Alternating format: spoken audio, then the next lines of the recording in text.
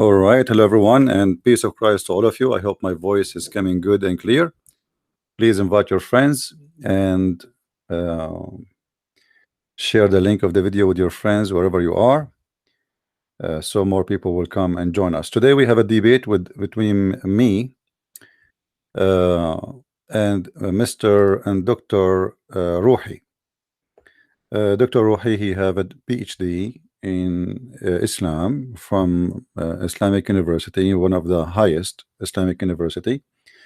And obviously it's going to be a very hot debate.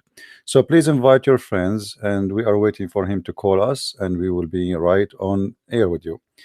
Just to let you know, I have no questions to ask to Mr. Rohi. Actually, I was thinking to ask him to ask me what to ask him, which means I will ask him, what do you like me to ask you, to make it simple and easy. I mean, how easier I can make it more than this? So be my witness. I'm going to ask him, what do you like me to ask you? I cannot make it more simple than this. All right. Please invite your friends. Let us bring more people here. We are waiting for him. He's online already, so which is a good news, because that's mean we will not, uh, you know, he's not like late or something. So it's confirmed that he is online, which is very good. By the way, for those who do not know, my books, my two books, new books, which is Six and Allah, is already in Amazon. So for those who care to have copies of it, please go and get your copies.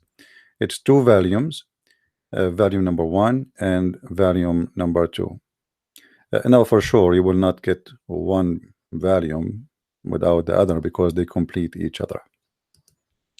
But it makes sense more that you buy first number 1, or you buy both in the same time. So this is how the cover look like in the front of your eyes.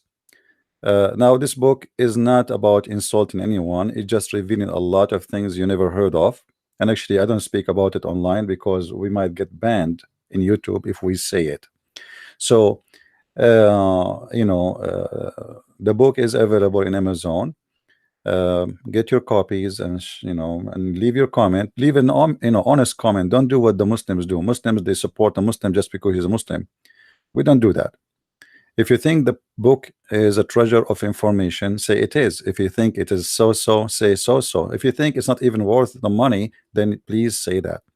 We want an honest review, not people making up stories and lies. All right. So I'm sure you will like it, and I'm sure a lot of Muslims will buy the book too, because there's a lot of hiding things. Muslims, they don't speak about it, and even though they don't dare. The same as yesterday. If you remember, yesterday we have a Muslim. He was trying to convince us that the hadith which mentioned that Allah's hand is weak. Do you remember? I mean, what's wrong with this religion? Everything is it in weak. I mean, we read from their books, yet their books is weak. And the only way to get away from something, they say to us, it's weak.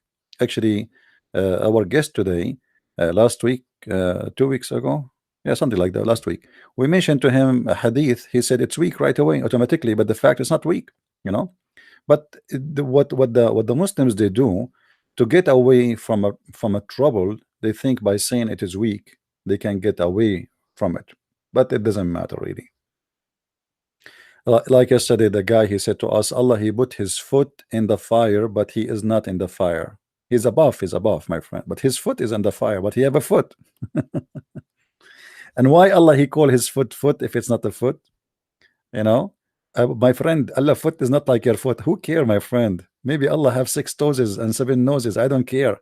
But when Allah he say he have a foot, it's a foot. This is why he did not call it a nose, because obviously it does what foot does. He call it a hand because it does what hand does. Anyway, let us see if he is already there. I think he is texting me. All right, sound good. Guys, invite your friends. I'm going to call him. Yeah, let us see. He is online.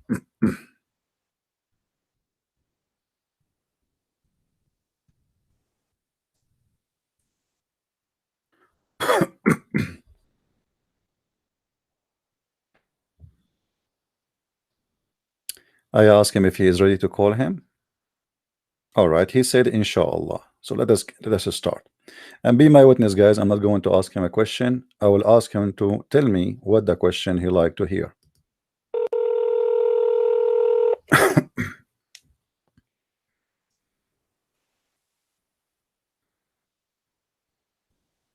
Hello? Do you hear me? Yes, Dr. Rohi, how are you? الحمد لله كيف حالك يا I'm عزيز؟ fine, I'm fine. Thank you. We are thankful for the Lord that we have you back. And today we hope that all of us, Christians, Muslims, Buddhas, Hindus, atheists, they will get the benefit of this meeting. I hope you have آمين. I hope you did eat and you are good to go. Yes, الحمد لله. All right. You know, my friend Rohi, some people they are asking me because we don't have your full name. They said, "Who is Sheikh Rohi?" Even one of them, he said, "Sheikh Rohi is not even a Muslim. He is claiming that you are not a Muslim." So, what do you say to those Muslims who they are saying that you are not a Muslim? What? I am not a Muslim? One of them, honest to God, he So called what me. I am? It's recorded there. You know, you can check it out. He called me and he said that you are like you are hired by me. You know, I paid you money to come and you are acting as a Muslim, but you are not. That's what he said. You believe it? It is a big lie. Yeah. So, you know, It is a what big do you want to lie. say to those who, before we start, for those who they are saying you are not a Muslim, as I heard, you know, that's you have a PhD, right? Hello? Cut in voice. Yeah, Hello, I hear you. yeah. I was introducing to them. I told them that Sheikh Rohi he have a PhD in you know, and he is a Sheikh and he is a very well known person in Paltalk. But if you like to introduce yourself before we start, go ahead, please.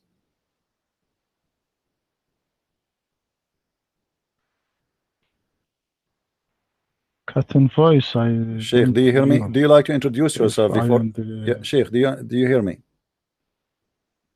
Do you hear Yes. me? Okay. Yes, I hear Do you you. like to introduce yourself before we start? For those Muslims who would like to know you better. Yes. Well, go ahead, please. I am a doctor from Azhar.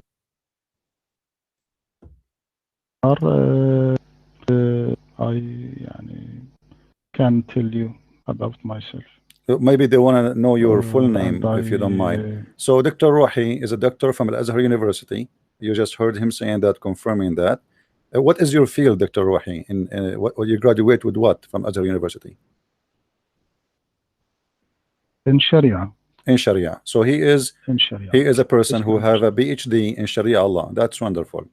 All right. Do you like to say your full name, Dr. Rohi, or you don't want to mention? It's up to you. No, later, my friend. No problem.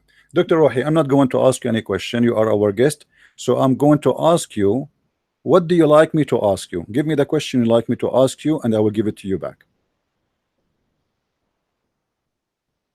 What? I don't What understand. do you like me to ask you? I'm not going to ask you a question of my choice. What is your favorite question you like to be asked? Like something you can really explain very well because you know everything about it. First, thank you a lot for it. Sheikh, let me call you back because the voice is cutting for some reason. Let me give you a call back. Hold on, maybe that will fix. Let me call you back in a second. All right, Sheikh. Yes, I will restart Okay. now. All right. Because Because it is somehow cutting it's voice. cutting. Do you have many programs One, running in the in the background of your computer? Maybe there's many okay, because you're in Egypt. 1 minute, Yeah, 1 minute, my friend. no problem. Take your time. All right.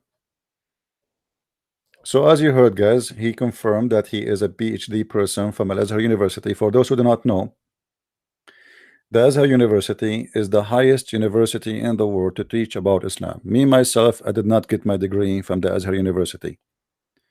I got it from different school, have nothing to do with this university. However, My experience with people who graduate from Islamic University, you learn nothing. And today we are going to prove it. All right? Tell him to close the window. Okay. Please invite your friends. We have only 215 people. Like, come on. If a girl, she is doing unboxing for her t-shirt, she will get 500. Go on YouTube and you will find a girl, she is doing unboxing for what? For lipstick. She have 5,000 people watching live. I mean, come on. All right, let us call him back. He's back on air. All right, Sheikh. Hello? Yeah, we hear you. Go ahead. Hello? Yes, I hear you, Sheikh. Hello? I hear you, my friend. How the voice now? It is Still good. cutting? It is good. Go ahead. It's good. Oh, okay. Go ahead. We are listening. Oh, okay. First, thank you a lot for your polite. May Allah bless you.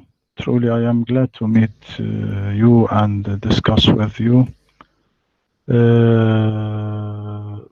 But يعني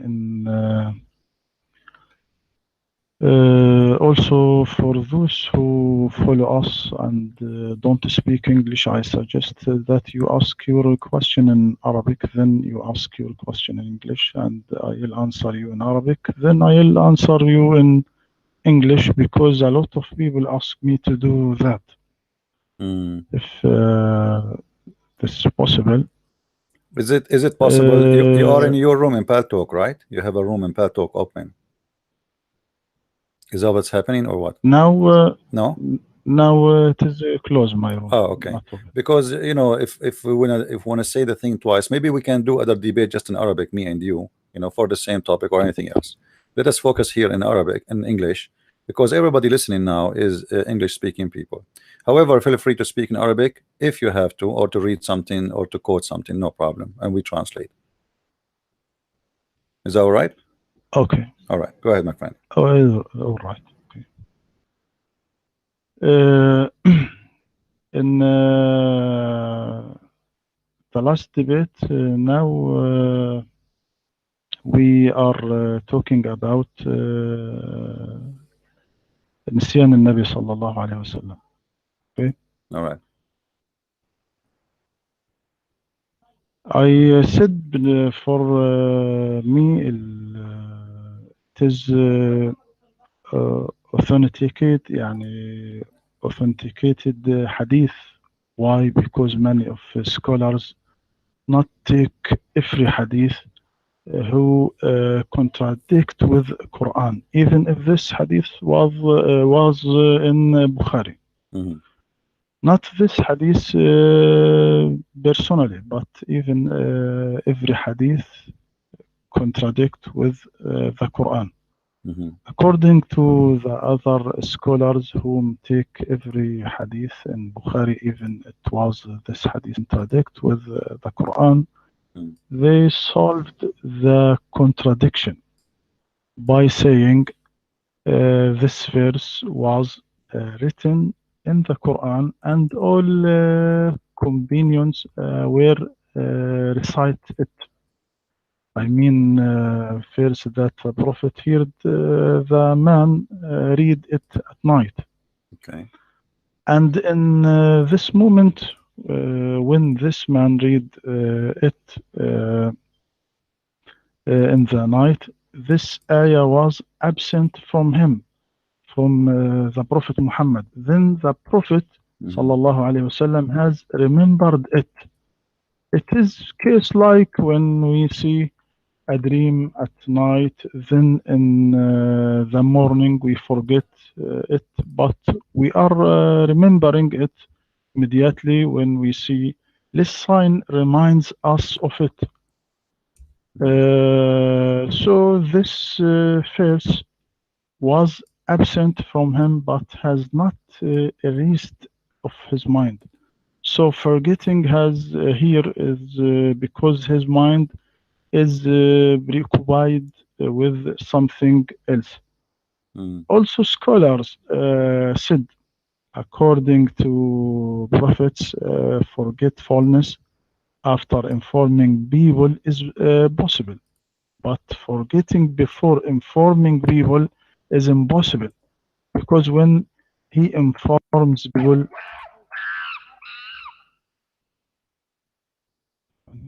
Yeah, put yourself and don't disturb so nobody bother you in Pal Talk. okay. Uh, I said no, but forgetting before informing people is impossible because Mm. when he informs people, they recite it immediately and it will be written also immediately. Mm-hmm. Maybe you know when God revealed Quran to the Prophet, he was calling the writers to write it right away. Mm-hmm. So it is impossible to forget any verse of the Quran. Mm-hmm. So I say briefly, the scholars said that of the prophets, forgetfulness is possible with two conditions. The first condition, he forgets after he informs people, but Mm-hmm. forgetfulness before informing people don't happen by no means. The second condition, prophet's forgetfulness doesn't continue, but he must remember it either from himself or from others because God said, indeed, it is we who send down the Quran, and indeed we will be its guardian. Mm-hmm. The evidence was the man read the ayah or the verse which the prophet was forgetting it. Not only the man was recited, but all companions doing that beside all Quran was written. All It right. is my answer. يعني. Okay. So, Sheikh Rohi, as this is your answer. I'm glad that you corrected yourself because last time you said that this hadith is weak, but the fact it's not, and you just agreed that this is not a Yes, weak hadith. Okay, this is a sahih hadith. Thank you for that. Now, here what you said that this is the forgetting happened after the prophet he gave the Quran to the people. Obviously, yes, because how the guy he will know about it if the prophet did not mention it, right? So obviously, it happened after the prophet he mentioned the Quran to others. But here we have a problem: is if Allah he said to me and you, and if Allah is God, He is the Almighty. If He say you will never forget, that's mean you will never forget. And it doesn't, he didn't say you will not forget temporarily or permanently. He said you will be giving Quran and you will not forget the Quran. And when God he says you will not, it's mean you will not. It's mean the word not is not option. It is a must. You will not forget. This is a promise of God. What is confirmed in this hadith, which you confirmed yourself that this is a true hadith, that the prophet he forgot verses and chapters, not only a verse or two or a sentence, verses and chapters. And here we need to ask ourselves, if God is almighty and he made a promise, is this God capable of keeping his promise? Number two, why Allah did not remind Muhammad instead of this guy? I mean, this guy is a man. He himself, he might forget something. He might add something. He might, add a word to the verse. So, your prophet now is taking the Quran from this man because totally he forgot it. It is the man who remind him about it, which means he have no idea that he said that before. When I say you remind me, your prophet, he did not say, "Oh, you remind me to do something. I forgot to go to the market," or you remind me to go and visit somebody. And this is not what he said. He forgot verses and words and chapters of God. Now, here is that because Allah did not keep his promise, or because Allah he promised him not to forget, but Allah in purpose caused him to forget because he want to test Muhammad in something. Maybe he want to test Muhammad if he is a person who is trustworthy. Because until now, and as you know, you Muslims, you believe that nothing happened except by the will of Allah, correct? It is Allah will. Yes. So if Allah will, if this is happened by the will of Allah, that's mean Allah is the one who made him forget. What is the Yes. purpose? What is the purpose of Allah? And Allah did not make him forget to eat. No, He did not make him forget to visit his cousin. No, He made him forget something extremely important in touch of the life of the believers and their future. Because as you know, based on the teaching of the Quran, you Muslims are saved because the Quran will guide you. So when the Prophet he forgot the Quran, why Allah he made the Prophet forget the Quran temporarily? What is the purpose of this forgetting? Because you believe that everything happened by the will of Allah. The mic is yours. Go ahead, my friend. I said, my friend, I said, for to me, it is not authenticated hadith. For you, it's not, but for the scholars, it is it?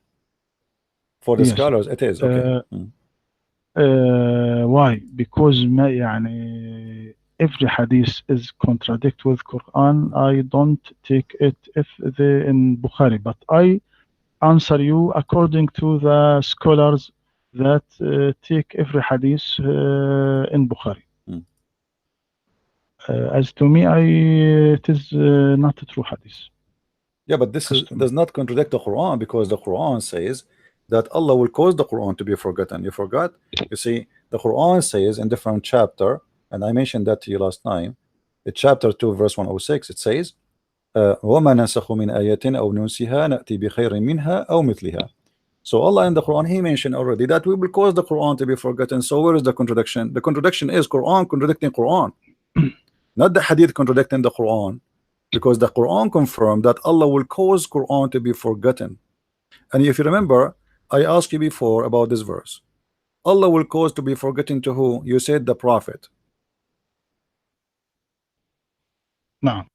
Yes. So where is the contradiction here? The contradiction is not between the Hadith and the Quran.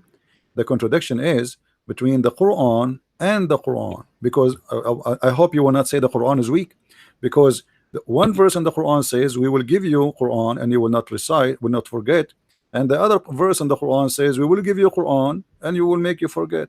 So which one is valid? Yes. As the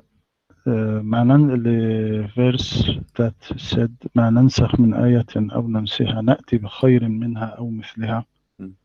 We don't abrogate a verse or cause it to be forgotten, except that we bring forth one better than it or similar to it.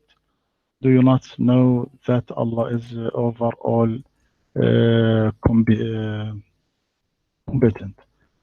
Another translation: for whatever sign we change or eliminate or cause to recede into oblivion, we bring forth a better sign or one or a better sign, one that is identical. Do you not know that God has power over all things? I said in this ayah, there are three famous views in abrogation. Abrogation, the recitation with keeping rule. Abrogation, the rule with keeping recitation. Abrogation, the rule with the recitation together. Do you understand me? My friend, Because, in case you do not know, I have a degree in Islam too. I have a bachelor degree. So I know exactly what you are talking about, but this is not our topic. Our topic is not about abrogation, because the verses speak about abrogation and forgetting. So our topic is not abrogation. Leave the abrogation alone.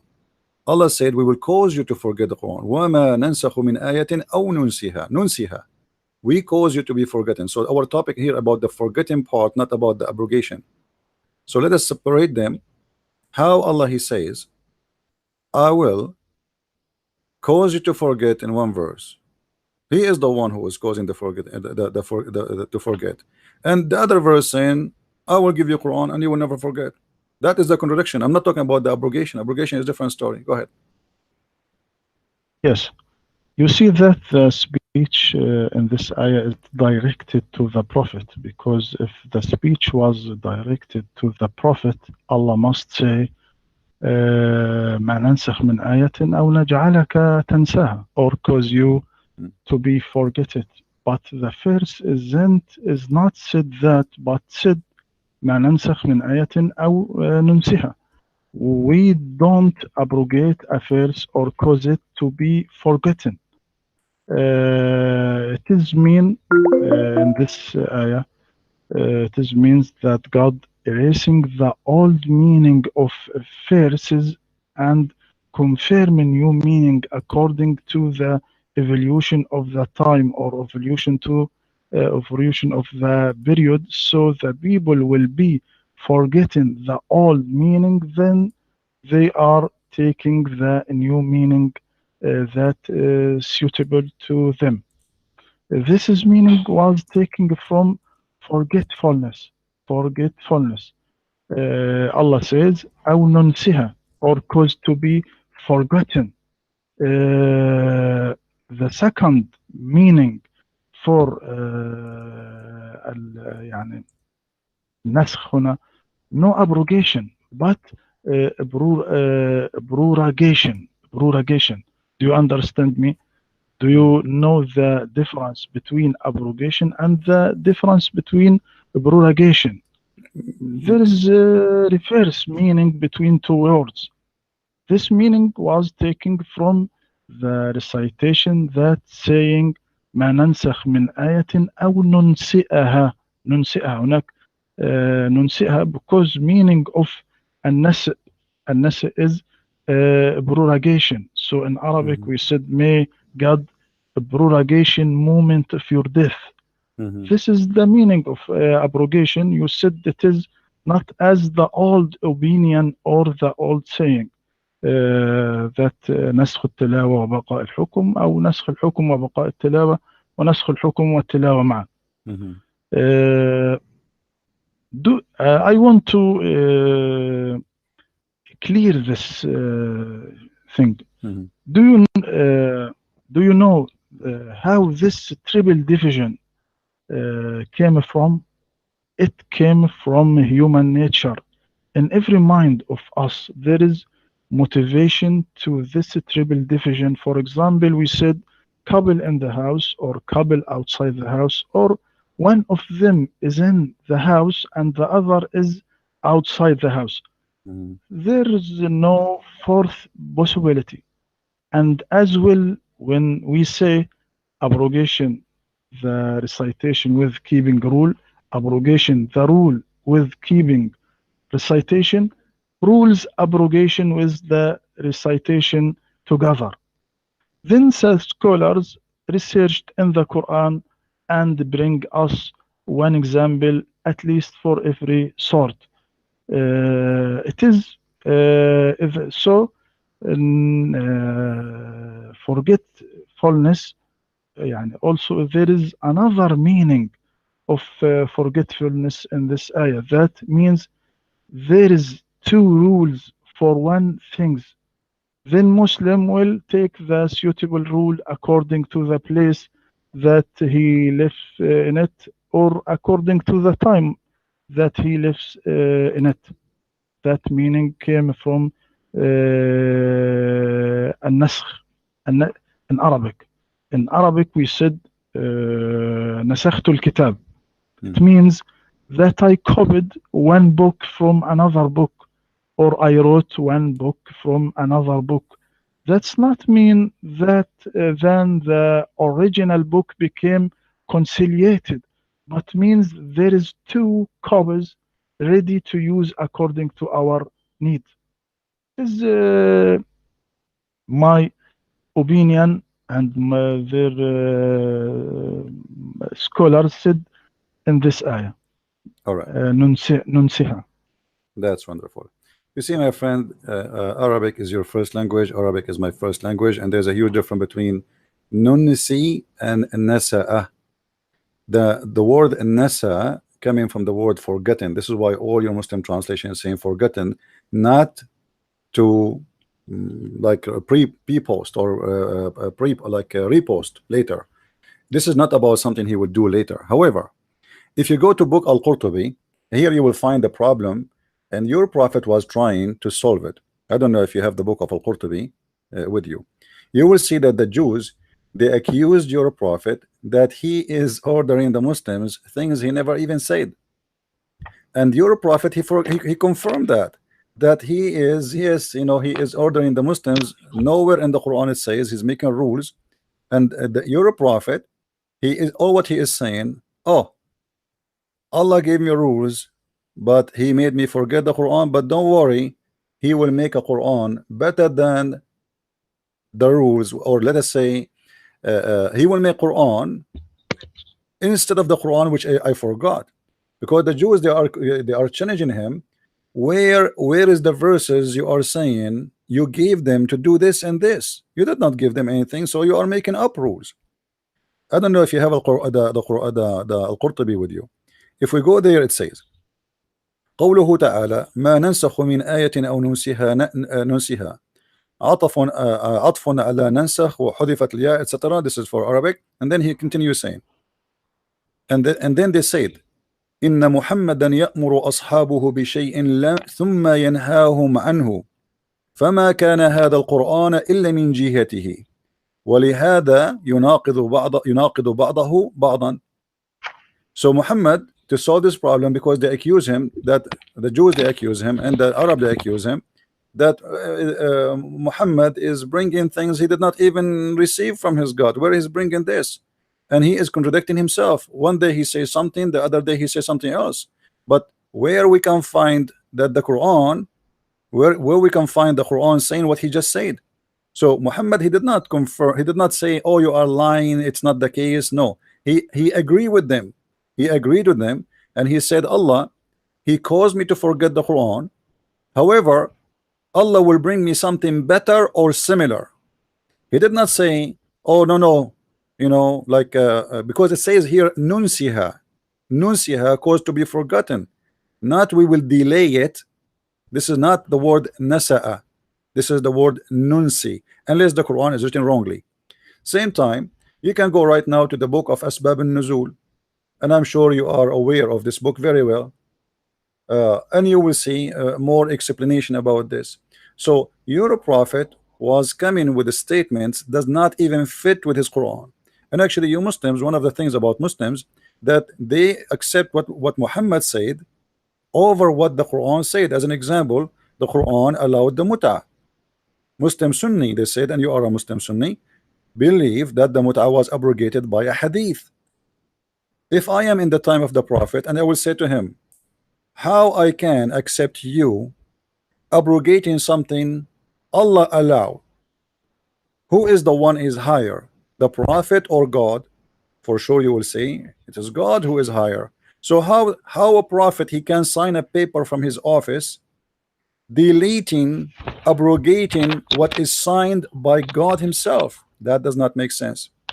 So this is just an example about what was happening in the time of Muhammad. Muhammad, he says something have nothing to do with the Quran, and then when they accuse him that he is making things up, he said, oh, hold on, yes, Allah did not give me Quran, but don't worry, Allah, whatever he abrogate, because I'm abrogating as I wish, and whatever I did not even mention that this is abrogation because Allah caused me to forget. However, don't worry, be happy, Allah is going to give me something similar and better. And that is an act of a person who is not presenting God. This is somebody is fabricating things. Your mic, my friend.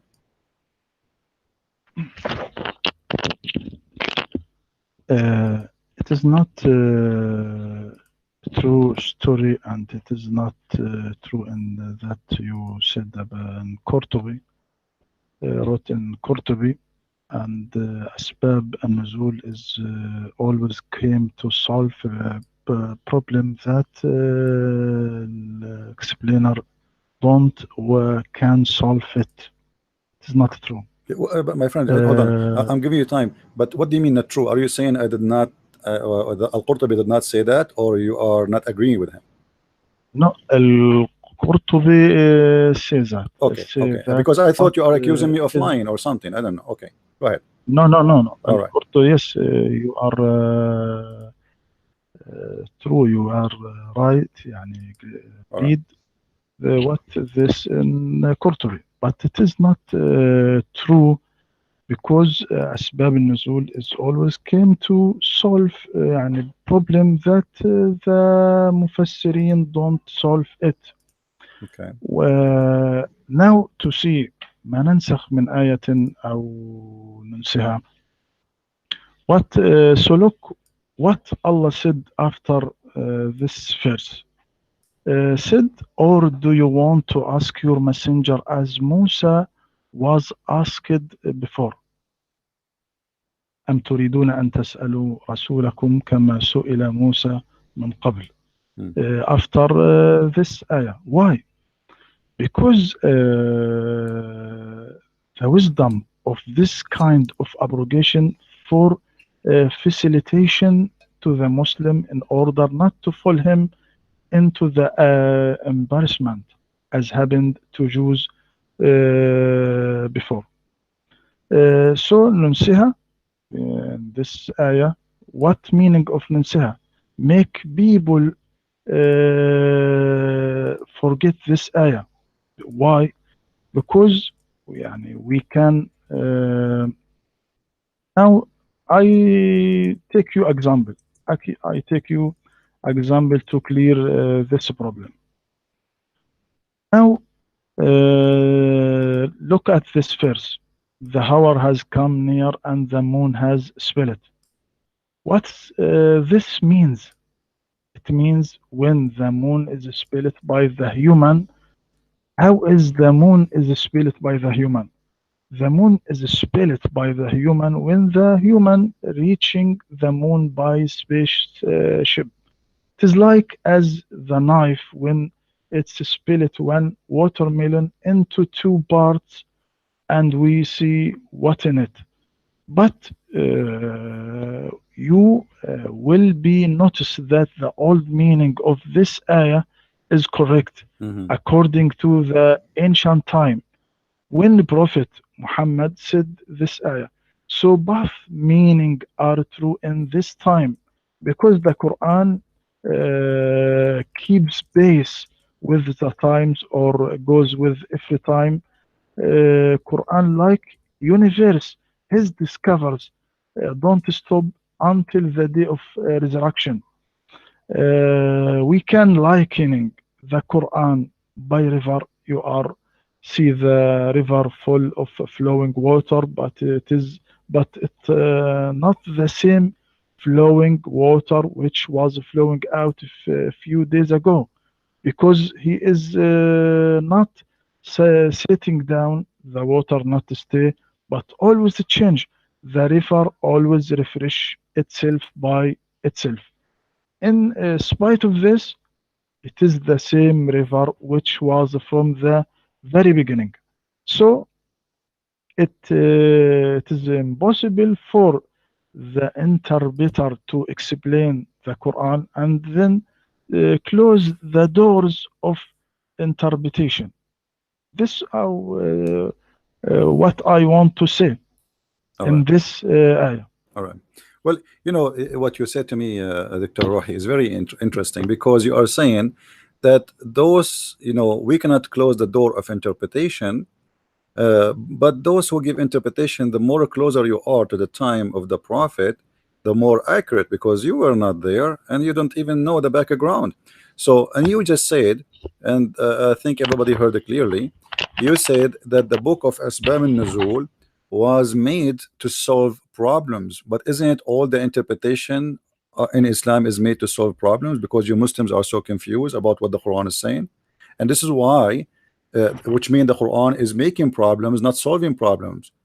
When you say to me, those books are made to solve problems, that means Quran is the problem, and it is so confusing to the point we need scholars to solve the problem. But then the scholars, they try to solve the problem, they make the problem more horrible. And now you are saying to me, oh, I don't agree with Al-Qurtubi, but you know that Al-Qurtubi is a big name in Islam. You don't agree with Ibn Kathir, but Ibn Kathir is a big name in Islam. You don't agree with that At-Tabari, you don't agree with etc. So what we do now in this generation, anything will look embarrassing, will look really bad, and the Prophet will look bad by those books. So what we will say, either we say it is weak, or we say, oh, you know, they are wrong, or we say, oh, we cannot close the door of interpretation. So now you have to recreate a new interpretation for something you yourself you are not sure of. Same time, you need to ask yourself, and you need to give us an answer. Why in the world the Muslims they will lie about this? I mean, the one who wrote the books of Asbab al-Nuzul, or Qurtubi, or At-Tabari, or Ibn Kathir, those are Muslims and they are scholars. This is not a Christian prince. This is not a guy who is an Arab Christian who said, oh, let us say make up stories. As you see here in front of me in the book of Asbab al-Nuzul, it says the idolaters, they say, don't you see that Muhammad command his companions with something and then forbid them with some same and command them to the exact opposite? I mean, isn't it obvious? I mean, why in the world you say something and then you command the opposite? As an example, the muta, it is a bad thing to practice. How in the world somebody he claimed that he is following the same God of Abraham and the same God of Moses, he allowed his men to go and rent women for sex, and then he changed his mind, and then he make a statement, but he did not give Quran, because even the verse you give, we are talking about, my friend, the one we are talking about in chapter 2, that Allah will cause Quran to be forgotten and he will give you something better or similar, which mean based on the Quran you cannot abrogate the Quran except by the Quran, because you are the one who just said to us none of our revelation, none, the word here is so clear, none, which mean not even one of the revelation of Allah, but is going to abrogated by who? By us, Allah. Do we abrogate or cause to be forgotten? But we substitute, not Muhammad. So the verse here confirm that all the belief of the Muslims that hadith can abrogate the Quran is false, and that mean any behavior is coming from your prophet about the abrogation or causing to be forgotten is just to cover a problem. As you said, Muhammad always, he, and excuse me, I'm not saying the word Muhammad to insult. You know, we Christian, we call Jesus Jesus. We don't say peace upon him. So this is not an insult. So here, Muhammad is creating a verse to cover a problem, which is he been accused that he is he's fabricating things. He did not even say it. His God never told him. Where do you get these rules from? Your God says something to you in the morning, afternoon you say something else. And you see, your prophet did not say this not true. He confirmed it. He said, yes, this is true. I say something in the morning and then I change my mind after. Why? Because Allah, none of what Allah revelation is abrogated or caused to be forgotten. So he add the word forgotten to cover other problem. Here he is covering two things. Number one, why he keep changing his mind. Number two, why he is forgetting what he said. Because he can just say none of our revelation is abrogated, but we give something better. But here you will notice that your prophet saying none of our revelation it is abrogated or caused to be forgotten. And this is not about delaying verses, because you know that your God he speak Arabic very well. Nunsiha have nothing to do with delaying verse. This is not an nasi'. And nasi' is something different about the delay. So this is about something he confirmed that he forgot. And this is why Muhammad, he come with something new. He said, okay, Allah, he gave me the Quran in 7 letters. And we will talk about that, you know, if you like. But the books which I am quoting for you, those are not Christian books, those are your scholars. And your scholar confirming, even though you don't agree with them, that your prophet he changed his mind. And this is what they accuse him about, and this is why he made this verse. And here I want to ask you, Sheikh Rohi, before I give you the mic back, how Allah will make something better? I mean, God is God. You know, I don't know if you heard of my books. You know, I have many books in Amazon. Imagine I'm saying, my book I'm going to take a book. I'm going to write better book than this. This is possible for a human being because he improved maybe his English, he improved his knowledge, he learned more. But we are talking about God. So how God is going to cause you to forget something and then he will do something better or similar? So what the point? Better, that's mean Allah will, he will make Quran better than the Quran. Similar, that's mean there's no point because you just said it's the same. So why you are deleting and why you are for causing us to forget something, you will make the same of it simply because Muhammad, he cannot repeat the same statement twice. So he's saying to them, Allah, yes, I forgot the Quran, but Allah will give me something better and similar. It's like in Arabic, you know, it says, okay, I lost. Okay, you know what? I lost. Yeah, I lost. But you know what? I promise you that tomorrow we will have a better house. Like my house is burned, my house is destroyed. But I promise you tomorrow our house will be better, and the worst scenario is going to be similar. So what kind of Quran this Quran is saying? You supposedly, it's not your prophet saying that, it is God, but obviously it is your prophet making up this verse saying Allah will give me something similar or better, because that is against the nature of God. God don't make something better than what God made already. God, he is perfect, and when you say that God will make something better than what God he made, that's mean this God is having an improvement in his life. He have an improvement of a quality. How Allah can make a better Quran than the Quran? Go ahead, my friend. Thank you, dear. أسباب النزول not all أسباب النزول is true. Mistake of some interpreter make some يعني what now ننسيها أو when you say that God change his mind, no, it is what is suitable to the time or suitable to the place. So not our time is suitable to the ancient time. So it means that God erasing the old meaning of verse and confirm a new meaning according to the evolution to the time or evolution to the period. So the people will be forgetting the old meaning, then they taking the new meaning that is suitable to them in their time. Now, when you said mut'a and that God allow mut'a, then he forbid that. No, it is a big mistake. You are thinking that Islam is prescribed mut'a, while much was known before Islam. Before Islam, there was 15 sort of marriage. Example, البدل، زواج المضاهاة، زواج الشغار إلى آخره. It is يعني when Islam came, people left all those sort but remain one sort is mut'a. Then Prophet Muhammad sallallahu alaihi wasallam forbids mut'a, mut'a's marriage. يعني look at يعني المتعة, everything. When your first you said to me your first language is Arabic. If you return to the dictionary and read التمتع أو المتعة, what meaning of متعة?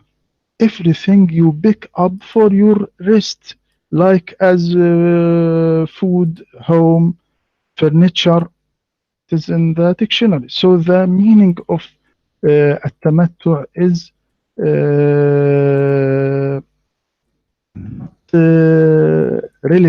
not relish, but it is you pick up for your rest like food, home, furniture. This is what some people don't understand what the mut'a. But all mufassirin as-sunnah all interpreter on Sunnah forbid and not said this is first talking about mut'ah. So not a problem in this. You're done. Okay, yes. All right, my friend. You see, the purpose of the muta is about enjoying their body. What do you mean? Like, you know Arabic, I know Arabic. Yes, I enjoy going to the beach, I enjoy eating food, I enjoy hearing music, but this is not what the verse is about. So this is a different story. We are talking about enjoying it is their private part, and you have to pay for it. For what? For enjoying their private part. And this is not a marriage, my friend, because marriage have to be about making a family. This is the purpose of it, is not making a family. And you know the story very well. You are a person who have a PhD from Azhar University. That two guys, they approach your prophet and they said to him, well, we are here and we are like, we need women. So the prophet, he says, go. And he point his fingers at a bunch of women and he said, go and enjoy them. He did not go and say go and marry them. He said go and enjoy them. And then the two guys, they went there and they asked those girls to sleep with them in return of offering them clothing and money. So this is an exchange of service, have nothing to do with marriage. And you know that the muta is a preset date. One of the conditions, the major condition of the muta is which is a sexual pleasure, that you have to say how much you will pay. You have to mention for how long, and then the other person, which is the female in this case, she agree with you about the period and the time and the money. And when both of you reach that agreement, she is lawful for you. So if a man and the woman, they agree to sleep together for one night stand, let us say from 10 to 10, 24 hours. When the 10 in 10 the hour became 10 in the second day, this marriage, or what you call it marriage, is not exist no more. There's no need for divorce. So how we can call it marriage? This is not marriage. This is a contract of sexual activities, hiring women for the sake of enjoying their body. And not only that, according to the muta rules, and you have a PhD in Islam, a woman who is marrying this man, she inherit nothing of him. She cannot inherit him because she is just a muta. Actually, there is many books they say that this is istijar, this is rent. It's renting women. So what do you mean when you say to me that the Arab before Islam, they used to do that? Actually, by the way, I have a book, is just published in Amazon, speaking about the whole topic about that issue, not necessarily the muta, all the sexuality in Islam. What do you mean when you say that the Arab used to do muta and Allah allow it at that time? I mean, okay, was Musa allowing muta? Was Jesus allowing muta? Who is the word when I allow muta? And how Allah agree with the kuffar? Because this is not right, and you know that, and I am sure you will not allow any of your family to practice it. And as long it was okay for Allah at that time, what happened? I mean, why at that time it was okay, later it became not okay? I know you will tell me, oh, the prophet, he came in step by step, but this doesn't make sense, because at the end of the day, adultery is no, is not step by step. Killing is no. Lying is no. There's no step by step.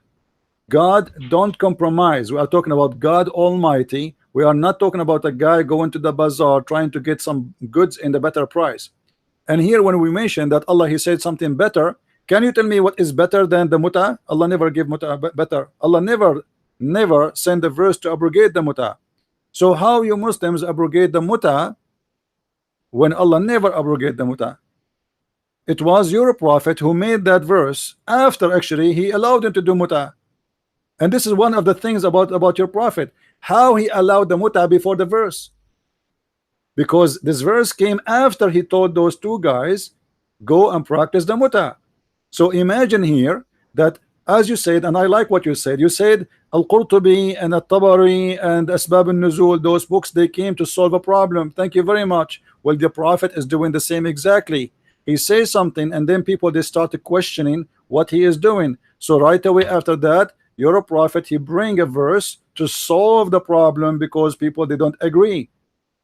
As an example, your prophet, he took an oath in front of his wives not to do something. The Muslim scholars in disagreement about what it is exactly. Some they say it's about having sex with the married couple. Some they say about something else. Doesn't matter what it is.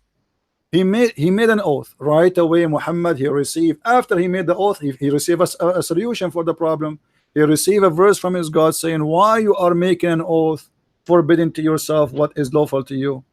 So obviously you're a prophet. He come with something always to solve a problem. If you remember, my friend, if you remember, Aisha, she said, and I'm sure you respect Aisha very much. You Muslim Sunni, you respect her. Aisha, when your prophet, he said, any Muslim woman, she give herself to the prophet, and this is just a privilege for the prophet. Aisha, she felt jealous, and she said, I see that your God, he rushed into your desire, Muhammad. So the God of Muhammad didn't, Muhammad, he have a desire for women, to have more women. Not the verse came first and then Muhammad he got the women. No, Muhammad he have a desire for the women. Then the verse comes, says, okay, Muhammad, take as many women as you wish. So this is why Aisha, she said, Inni ara rabbuka yusari'u ila hawaka ya Muhammad. I see that your God he rushed into your desire, Muhammad. And she was talking about what desire? His sexual desire. So here we have a very clear evidence that even Aisha, the wife of the Prophet, she noticed that Quran is made up to the size of Muhammad. The word of God is not because it is right to do this or not. It's because Muhammad he have a desire. So when Muhammad have a desire to do muta, people do muta. Muhammad he found that people are talking about him. They say, what kind of a prophet, he allowed women to rent themselves for money? Then he changed his mind. And let me ask you, my friend, what is muta? Isn't it illegal prostitution? Go ahead.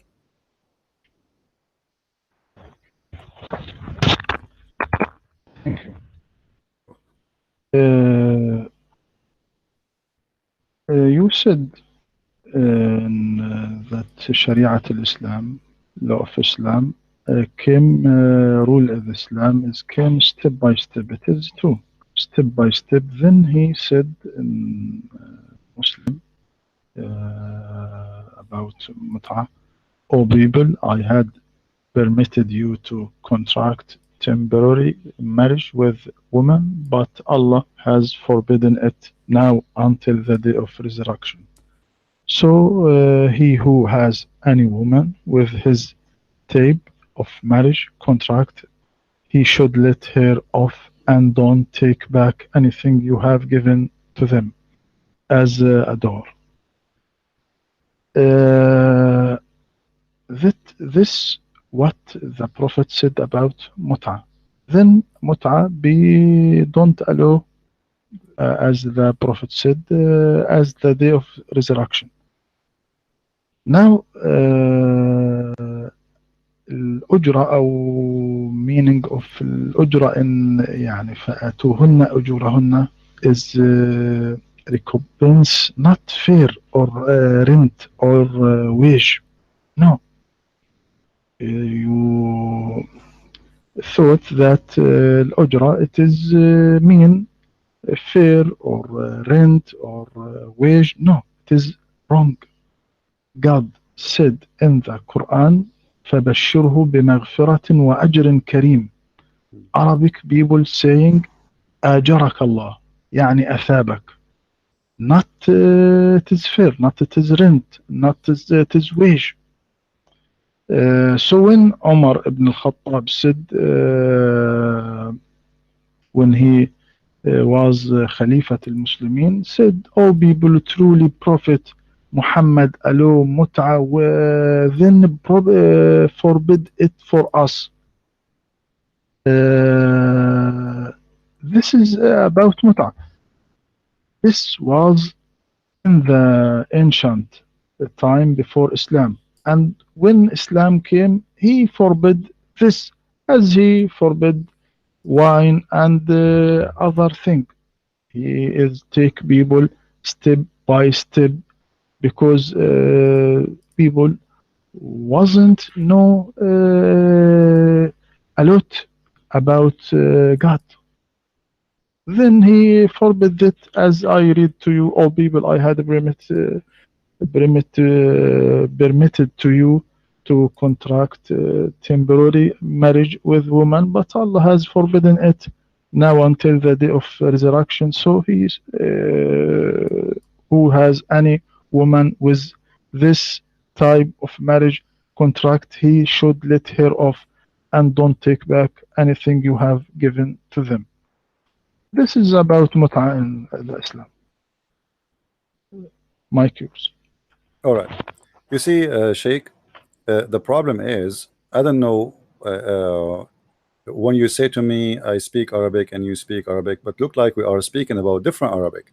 You give me an example saying that Allah, He says that Allah will give reward, ujur, but this is a reward in the heaven that to go in heaven. We are talking about here getting the woman money. You see, if like if the word ujur in the Quran, when it speak about women, is not about paying them money, then you can give me example about Allah will give you reward and Allah will reward you for the good deeds you do. But this is not the case. We are talking about payment, money, jewelries. We are not talking about a reward of God in heaven.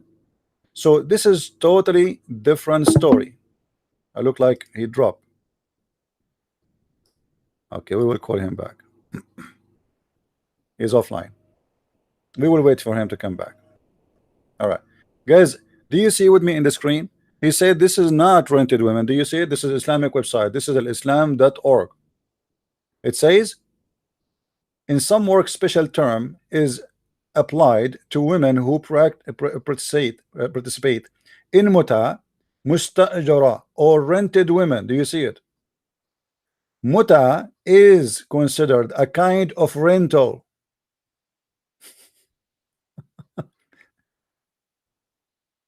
I will wait for him to come back, so I will call him.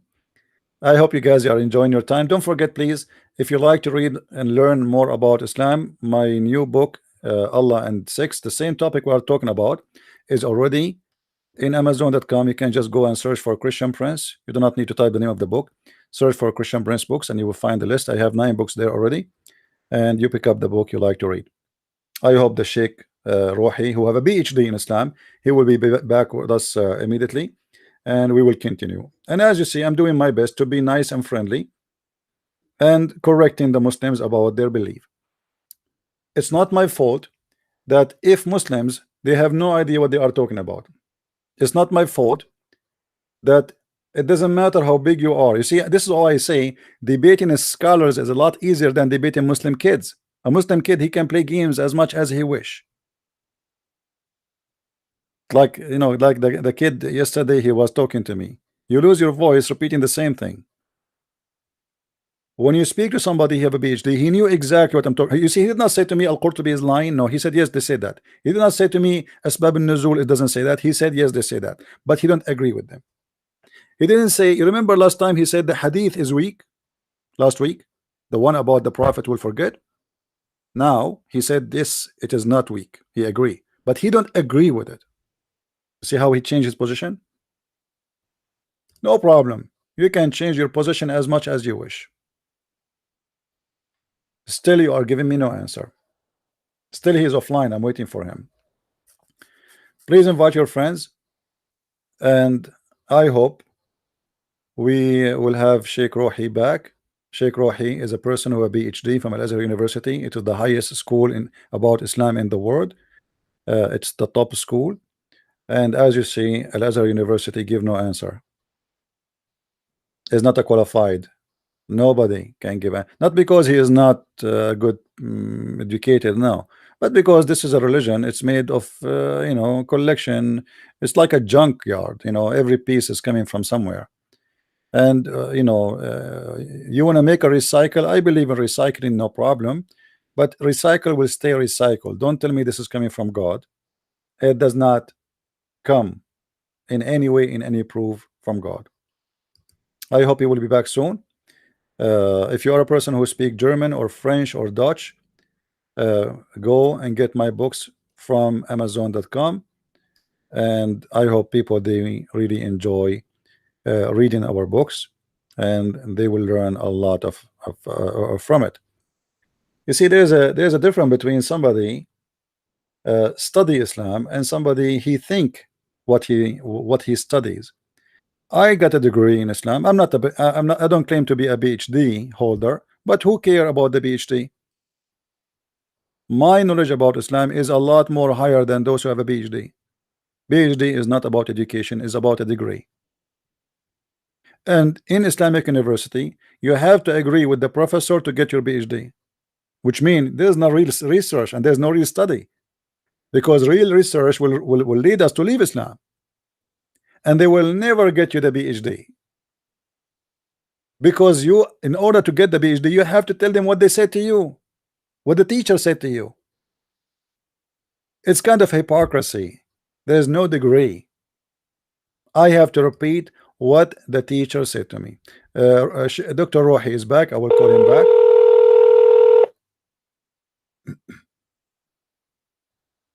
Hello? Hello? Hello, Yes, I hear you. yes, Dr. Rohi. Welcome back. I was going to give you the answer. I hope you will hear me good now. Are we okay? Yes, All yes, right, I'm my friend, okay. you were saying to me that ujur, the word ujur is a reward, and you gave me an example from the Quran where Allah, he will reward you for doing the good deeds. But this is not the case here. This is about you pay money. So the word ujur here have a different meaning. You see, when I say may the Lord bless you, this is ujur. This is reward. Bless you. Blessing from God is a reward, but this is not money. But here we are talking about a woman. She gave her body, and in return you pay her money. The muta, which you call it marriage, is not an act of relationship, not for the purpose of money and sex. It's made for two purposes: sex and money, nothing else. No family, no children's, no divorce even, which means you don't even divorce the women. When the time is up, she go home, because simply it's not a marriage. But you Muslims, you call it marriage to cover up that this is nothing but a rental contract. And this is the Islam or .org, Islamic Sunni website. They are saying, and I read for you, I quote for you what they are saying, not me. It says, in some work special term is applied to women who participate in the muta, mustajara, or rented women. Muta is considered as a kind of rental because in general a man basic aim is the kind of marriage is sexual enjoyment of the women, and in return of this enjoyment the women receive certain amount of money or property. So this is nothing but a sex exchange, money for sex. Same time you said that your prophet said that Allah, he allow muta, and I and Allah forbid mut'ah. Like he been informed, your prophet said, he been informed that Allah, he forbid mut'ah until the judgment day. Where the prophet he receive a verse saying Allah, he forbid mut'ah? We have the verse, chapter 4, verse 24, Allah saying do mut'ah. Where the verse in the Quran it says don't do mut'ah? You cannot find it. So how Muhammad he claimed that he received an order from Allah to demolish the mut'ah practice when he never did? And this is exactly what we were talking about in the book of Asbab al-Nuzul. The people, they were saying to Muhammad, this man, he fabricated the verses just to solve a problem, and here we go, he created a problem for himself. He said that you can do mut'ah. People, they start talking, saying, what kind of a prophet he allowed such a thing? This is nothing but prostitution. It is exactly prostitution. So in order to solve this problem, Muhammad, he come with a new rule saying, okay, you know what, I forbid you to do mut'ah from now until judgment day.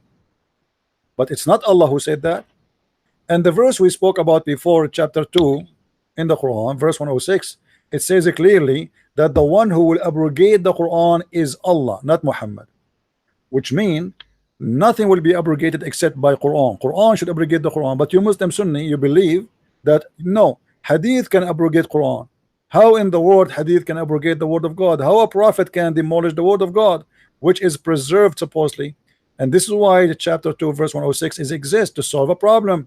So Muhammad, to explain to the people why he kept changing his mind, And why sometimes he come with rules without a verse? If we check out, do the mut'a came before, which means as a practice by Muhammad and his followers, or after the verse received? You will see that the verse came after. So how in the world this person is practicing it without the verse, which means Allah did not tell him yet? You see, if I am practicing something, I am claiming that God told me that, then I have to provide the verses. Hey guys, I received this law. This law says we can do mut'a. We can go right now and rent some women for sex. But always Muhammad, he come with something, and then people they start talking about it. So he support what he say by making Quran, and then everybody have to shut up because it's Allah. Allah said what I can do. If Allah said so, Allah said so. That's it. So what you said to me have nothing to do with the problem. The problem is how Muhammad apply prostitution to be part of his religion. How Muhammad claimed that his God said to him, you can rent women in return of money, sex for money. How then Muhammad he can demolish what he just said, claiming it's coming from his God without receiving a verse from his God? Can you find me a verse in the Quran says don't do mut'a no more? Sheikh Rohi, the mic is yours.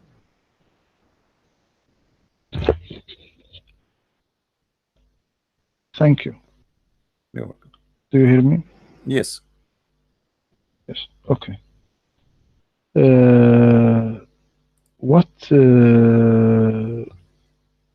Allah, I said, and Allah not allowed mut'a, but mut'a was before Islam. Then Islam forbid this step by step. But why all interpreter said is not about mut'a? This verse not about mut'a. So give me one interpreter he said that verse about mut'a. All interpreters said it is not about mut'a.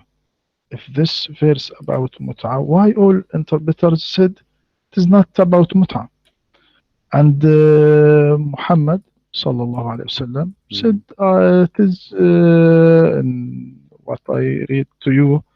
I had permitted you to contract mut'a with, but Allah has forbidden it.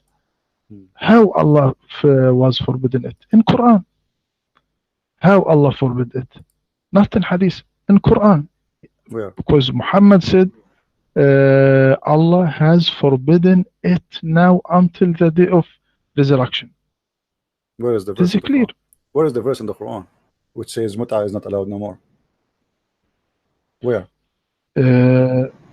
So where is the verse in Quran that allowed mut'a? It is not allowed. Give me one interpreter said it is in Sunnah, not in Shia.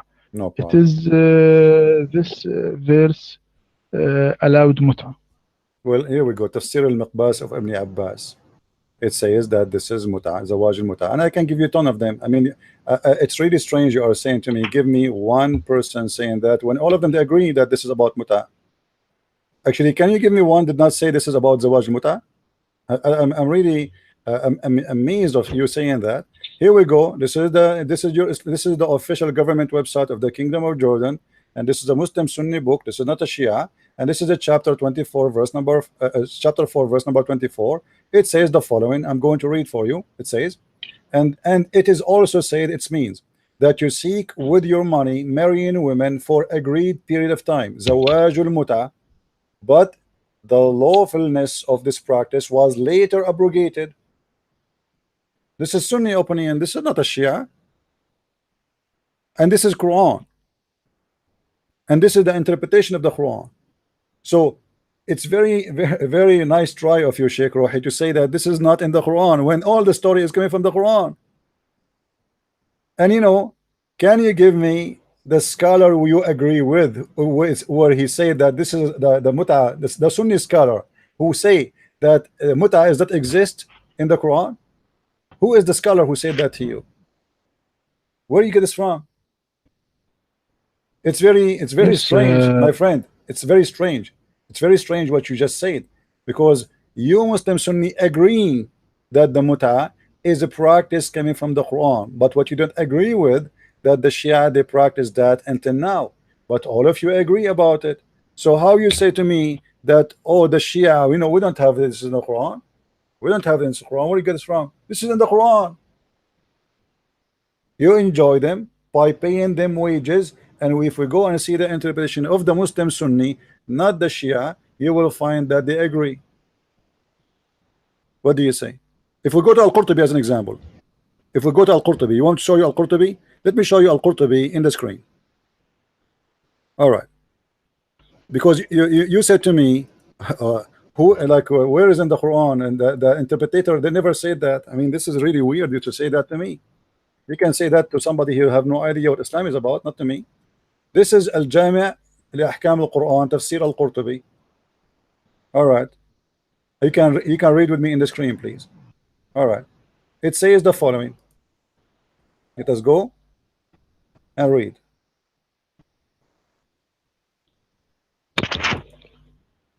You can return to book Al-Alusi said it is not about Mut'ah. Al-Qurtubi, he said a lot of opinion of scholars that was in his time. Okay. So Al-Alusi, he said it is not Mut'ah. Yes. Yes, Al-Alusi, it is. Okay, so the Al-Alusi is better than Al-Qurtubi. He is higher as a scholar. No, not. We don't prefer one interpreter than one. Yeah, but the majority, my friend, the majority of the Muslim Sunni, they agree with Al-Qurtubi. You bring me one, I bring you 10. You know what I mean? Because if you bring me one saying it is not about Al-Mut'ah, then you have to deal with the rest of them. So, and you Muslims agreeing that we have to go by the majority, not the minority. If the majority of the scholar they say something, then we have to go with it, right? So in Al-Qurtubi, he gave you opinion that some they say this, some they say that, but he agree that Al-Mut'ah, and I quote for him, he says, وقال الجمهور, the majority, قال الجمهور المراد نكاح المتعة الذي كان في صدر الإسلام. What is meant by this verse, the mut'ah, the if of the mut'ah, which was in the beginning of Islam. And هناك من قرأها بإضافة إلى أجل مسمى. Some of them even they add verses or words to the Quran which is not exist in the Quran today. إلى أجل مسمى. حتى إن ابن عباس حلف أنها نزلت كذلك. Even Ibn Abbas, he swear that Allah, he sent the mut'ah not the way it's written right now in the Quran. He said that it came pay them their wages until ajalin musamma, until it is a preset time. This is Ibn Abbas. So what we will do with Ibn Abbas, are we going to take Al-Alusi or Ibn Abbas? And the statement of Ibn Abbas is very accurate. When Ibn Abbas, he said ila ajalin musamma, that's mean until a fixed period of time. That is absolutely the mut'ah. So you bring me a scholar, I can bring you 1,000. And let me tell you what's happening, Sheikh Rohi. Today, because this is a very, very bad reputation for Islam. So what we do as Muslim, we say, oh, we don't have mut'ah, this is Shia, But you just said, everybody heard you. Your prophet said that Allah allow mut'ah. And Allah today forbid mut'ah. So it must be Allah who allowed the mut'ah. Where we can find Allah allowed the mut'ah? Shouldn't you find me first where Allah he allowed the mut'ah, and then you can find me where Allah guys, sometimes I try to understand the logic. If I just say to you, Jesus allow me, and then Jesus forbid me, you will ask me where Jesus allow you and where Jesus forbid you. Okay, I am asking Mr. Rohi, as long he mentioned to us that his prophet said that Allah allow the mut'ah, and Allah forbid the mut'ah. Can you show me where Allah he allowed the mut'ah and where Allah forbid the mut'ah? And the Quran, all of it is in front of you. I'm listening. Go ahead. Thank you. My friend, if the majority of Muslims take Al-Qurtubi in this verse, why they forbid mut'ah? I don't agree with Al-Qurtubi in this verse. I don't agree. I agree with. So Qurtubi tell a lot of opinion about interpretation. But one of the interpretation al-Alusi Sunni, he is forbid mut'a and said that's not about mut'a. So all Muslims, majority now of Muslims, well, no, not majority, all Muslims, Sunni, don't take mut'a, don't practice mut'a. Only Shia practice mut'a. يعني it is not a problem.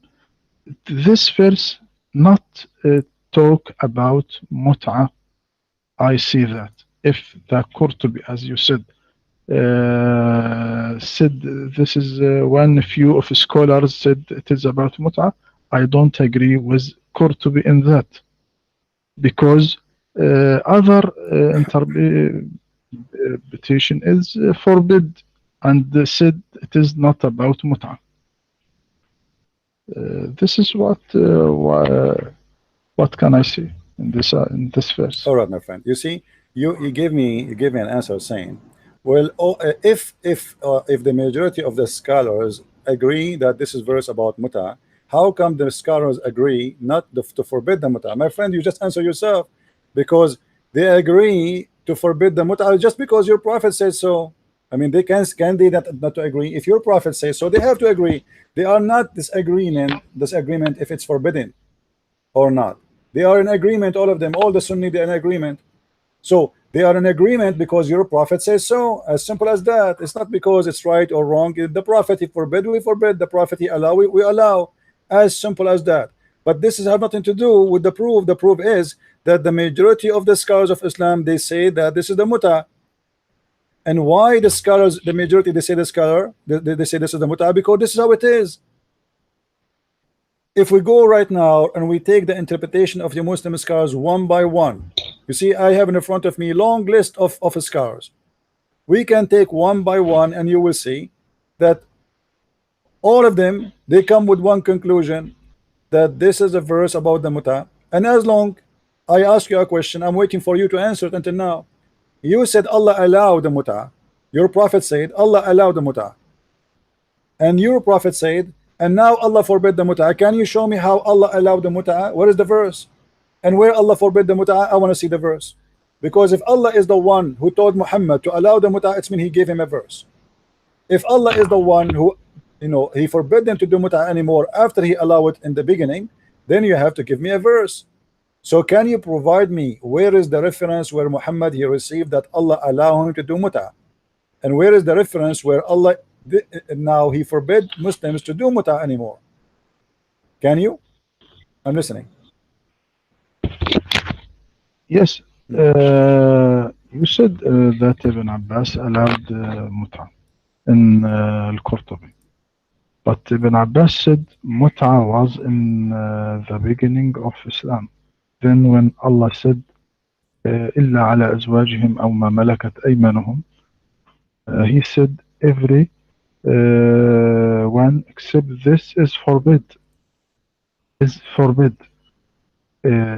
Husband except husband. So Ibn Abbas said muta was in the beginning of Islam. Then Allah forbid all this. Islam not not give muta to people, but it is before Islam. And Islam, when came Islam, is forbid this marriage. This is what I can said in this. Okay, my friend. This is Tafsir al-Lusi, and I did not mention it to it right away because I was waiting for you to insist. You insisted that al-Lusi, he said this is not about muta, but the fact that al-Lusi, he says the opposite. It's in the front of me. It says in the front of me, وقيل الآية في المتع وهي النكاح إلى أجل معلوم من يوم أو أكثر. Let us translate. And it been said that this verse is about the muta, which is to do nukah for a preset time to 1 day or more. So you said to me, al-Lusi, you don't agree that this is al-Lusi says this is not muta. I told you, remember, can you give me one scholar don't agree that this is the muta? You said to me, let us read Al-Alusi. The fact that Al-Alusi confirmed it, and let us read together. وحكي عن ابن عباس رضي الله عنه أنه كان يقول بحلها ثم رجع عن ذلك. So it was said that Ibn Abbas said that it used to be allowed, and then he changed his mind about it. رجع, you know, he retreated from that order, and then he said that a man who is lost, which means he lost his way, God said to Muhammad, إنك رجل تائه. قال علي كرم الله وجهه إنك رجل تائه إن رسول الله صلى الله عليه وسلم نهى عن المتعة. So he's telling a guy, you are lost, man. The Prophet, he forbid the muta. And he continued then, you know, saying exactly the same as Al-Qurtubi. And just to correct you about what you said Ibn Abbas said that the mut'a was in the beginning of Islam. Ibn Abbas did not say that exactly, my friend. Ibn Abbas said that it was in the beginning of Islam, and he added that there is three words actually, is taken off from the Quran. Ibn Abbas said, let me read for you in Arabic so you remember. حتى إن ابن عباس حلف أنها نزلت كذلك حيث قال والله لأنزلها الله كذلك. What أنزلها الله كذلك? قال إلى أجل مسمى.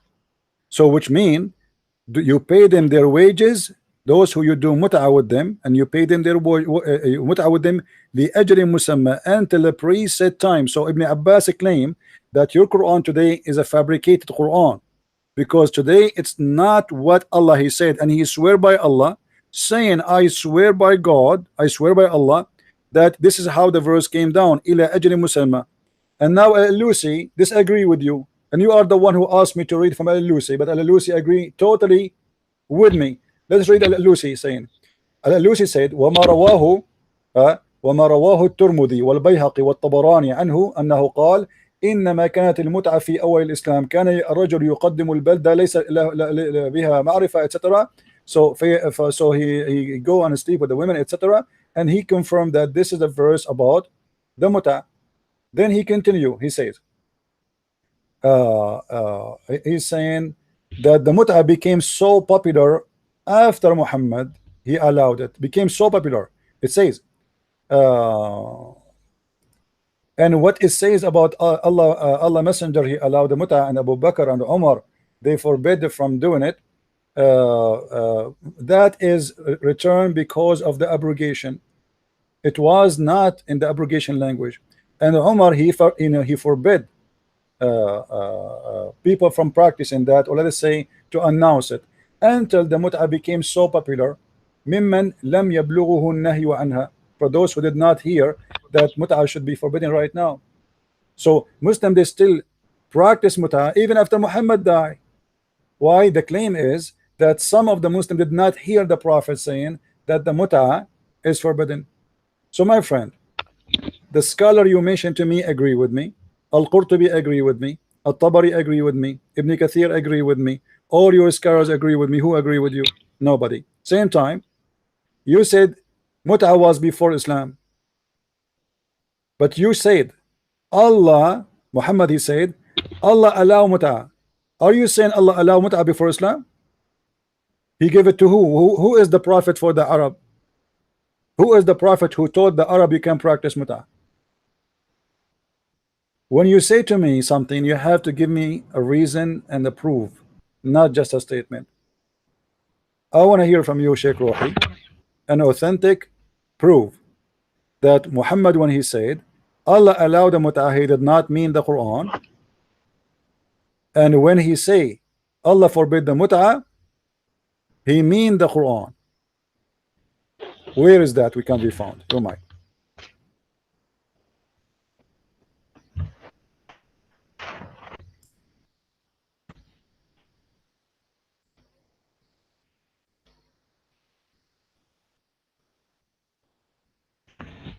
Hello? Yes, I'm here. We are waiting for the answer, please. Okay. In Tafsir al-Alusi, what he said, حكي عن ابن عباس رضي الله عنهما أنه كان يقول بحل المتعة it is told about Ibn Abbas that he said allowed متعة. ثم رجع عن ذلك, then return in this opinion حين قال له علي, when Ali said to him إنك رجل تائه. إن رسول الله صلى الله عليه وسلم نهى عن المتعة. هكذا Ali said that Prophet Muhammad forbid متعة. والقول بأن الآية نزلت في المتعة غلط. هذا this is in تفسير الألوسي, and the saying is verse about متعة is wrong. He used the word غلط. yes غلط. والقول بأن الآية نزلت في المتعة غلط. هكذا بنفس النص in the same statement. والقول بأن الآية نزلت في المتعة غلط, وتفسير البعض لها بذلك غير مقبول, لأن نظم القرآن يأباه, حيث بين سبحانه أولا المحرمات, ثم قال وأحل لكم ما وراء ذلكم أن تبتغوا بأموالكم محصنين غير مسافحين, وفيه إشارة إلى النهي عن قصد مجرد قضاء الشهوة وصب الماء واستفراغ أوعية المني, فبطلت المتعة بهذا القيد, لأن مقصود المتمتع ليس إلا ذاك دون التأهل والاستداد إلى آخره. ثم قال ثم لما فرغ سبحانه من الكلام عن النكاح قال فما استمتعتم به, وهو يدل على أن المراد بالاستمتاع هو الوطء والدخول بقصد الزواج, لا الاستمتاع بمعنى المتعة التي يقول بها الشيعة, والقراءة التي ينقلونها عمن تقدم من الصحابة شاذة. هكذا قال الألوسي, وهو okay, what is the verse, Sheikh Rohi? What is the verse about that you can, because you said the Prophet said Allah allowed the mut'ah. Where Muhammad he got that Allah allowed the mut'ah from? Where allowed? If this is not a verse about the mut'ah, so where Muhammad he got the mut'ah from? Because you are the one who said Allah allowed the mut'ah, not the pagans, right? Aren't you the one who said Allah, the Prophet said Allah allowed the mut'ah? Okay, can you show me the verse on the Quran where Allah allowed the mut'ah to Muhammad? But Allah didn't allowed the mut'ah. This is not allowed the mut'ah. This verse. No. I'm not talking about this verse. Do you understand? Friend, let me explain to you. You said that the Prophet said Allah allowed the mut'ah, and today Allah forbid the mut'ah. Okay, so who is allowed the mut'ah? Allah. Who is the one who forbid the mut'ah? Allah. Can you show me the verse where Muhammad saying that Allah allowed the mut'ah? Because if I say Allah allowed the mut'ah, I have to show a verse. Where is the verse from Allah to Muhammad says, okay, do mut'ah? As long this is not the verse which is about mut'ah, which is most of Muslim scholars, even Ibn Abbas confirm that the verse used to have a sentence says ila ajri musamma, until a certain period of time, which means it's confirming the mut'ah, because it's what mut'ah about preset timing. So Ibn Abbas confirmed that there's word is missing from the Quran, and then you confirm that the Prophet said Allah allowed the mut'ah and Allah forbid the mut'ah. Where we can find the reference of Allah allowing the mut'ah, additional to the hadith you mentioned? Can we find the verse in the Quran for Allah allowing the mut'ah?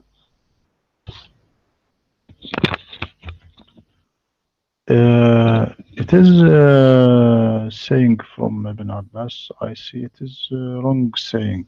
Why? Because hadith Prophet Muhammad sallallahu alaihi wasallam not said that, but said Allah has forbidden it, not allowed. Allah has forbidden it now until the day of resurrection, but not say Allah allowed. If Ibn Abbas said that, it is wrong about Ibn Abbas. I see this. So did your Prophet allow the mut'ah? Let's make it simple. Did the Prophet allow the mut'ah, yes or no? Yes, okay. In the beginning of Islam. Correct. Yes. Okay, so then let us go step by step. You just say that Allah did not allow the mut'ah. How the Prophet allowed the mut'ah? If Allah did not allow the mut'ah, you said Allah forbid the mut'ah, and your Prophet he allowed the mut'ah, and you are saying that the allowedness of mut'ah was not according to the Quran. How in the world your Prophet he allow such a thing? Go ahead. He not allowed, but he give permit for the one of companions when this ask him to allowed the muta in the one of the war. I permit you to contract temporary marriage with women. This is what Prophet said to companion. All right. Then said Allah has forbidden it.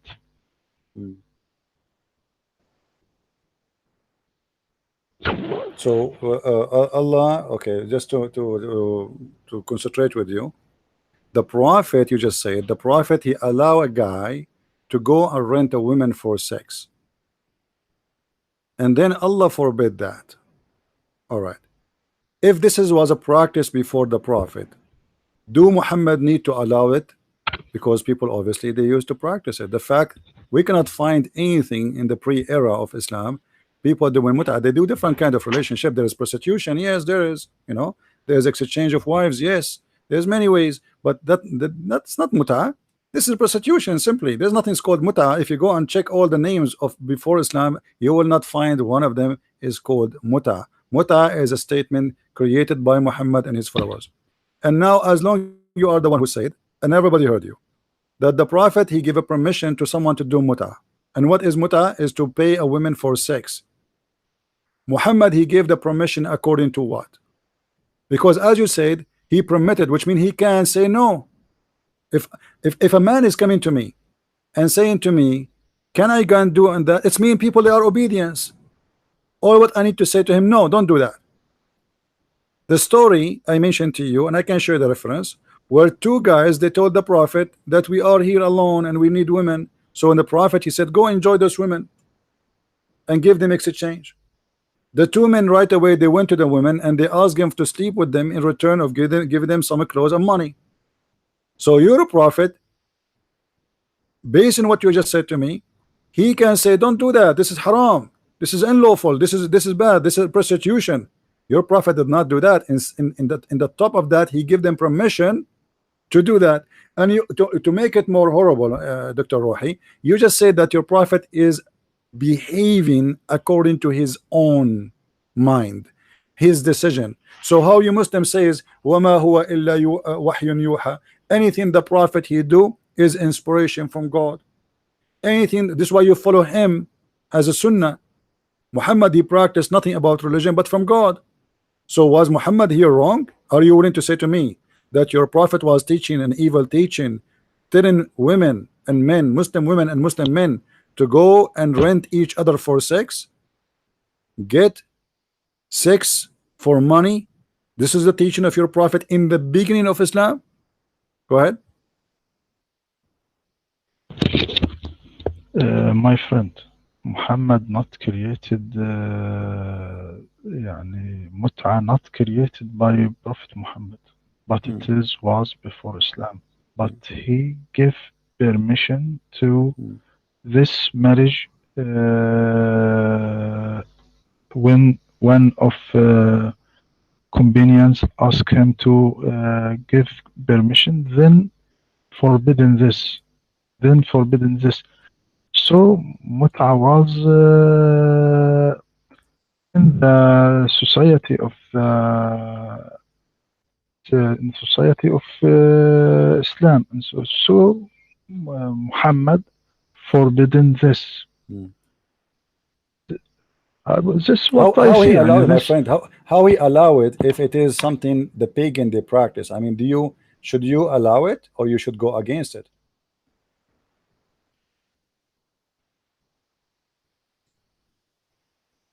I mean, how you allow something is bad? This is do you agree, Sheikh Rohi, with me that this is bad to practice? Do you agree with me that this is not a moral thing? Or you have no problem with it? That a woman she go and she rent herself for a man so he can sleep with her. Do you agree with that? No. Didn't agree. It is bad. No, look, my friend. It يعني now in this يعني debate, I said my opinion, and you said your opinion. No Then problem. we must give the Okay, no problem. I will finish argument this. I will finish who this. A hadith. I will finish this as long as you want to, you said your opinion. what? That Ibn Abbas said, قال إنما Sorry, كانت I don't المتعة. understand. Do you hear me? Do you hear me? Yes. Okay. ابن عباس said قال إنما كانت المتعة في أول الإسلام كان الرجل يقدم البلدة ليس لها بها معرفة فيتزوج المرأة بقدر ما يرى أو ما يرى إنه يقيم فتحفظ له متاعه وتصلح له شيئه حتى إذا نزلت الآية. All right. So Ibn Abbas confirmed that this is a verse about the mut'ah. The man, he come to a town and he just hire a woman to take care of him. This is what the mut'ah is about, to take care of him, to have sex with him, etc. Now we you know, you said what you said and I said what I said, and people, they will make a judgment about that. Sheikh Rohi, I'm going to give you the mic back, and I want to tell you, if there is something you would like me to ask you about Islam and I did not ask Okay. you, if there is something you'd like me to ask you about Islam and maybe I missed something you like, something you are proud about as a Muslim. You like the Christians, because most of the people they are listening right now, we have about 400 people listening. They are Christians and maybe some atheists and Hindus, Buddhists, I don't know. So if there is something you as a Muslim you want to say to those people, maybe you can convert them to Islam, something really solid. What is the best of Islam to make somebody convert to Islam? What this